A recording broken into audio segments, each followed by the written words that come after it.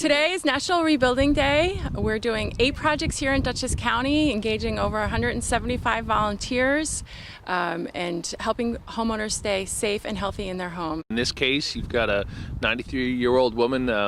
Her husband was a World War II veteran who passed away, and she needs some help, and she wants to stay in her home and live independently. And with a few improvements, around the house, she can stay here and afford it and be safe in her own home. We have a team here of approximately 16 to 17 Central Hudson employees who volunteered their time today to come out here and do some repairs for this house. The woman that lives here, she's 93 years old. She lives here at home. And we're putting up some railings and a new back door and some things really to just make her house a safer place. We put some grab bars in the bathroom. The motto of rebuilding is warm, safe, and dry, and independent. So that's kind of what we're doing here. We're kind of trying to improve this house so she can continue to sustain her independence. We continue to rebuild in Dutchess County today. I'm with Senator Sue Serino, and Sue, you were in Hyde Park this morning and now you're visiting this project in Poughkeepsie. Your impressions? Oh yes, I love everything that Rebuild does and all of the community that comes out to help. I'm very happy to be able to show my support,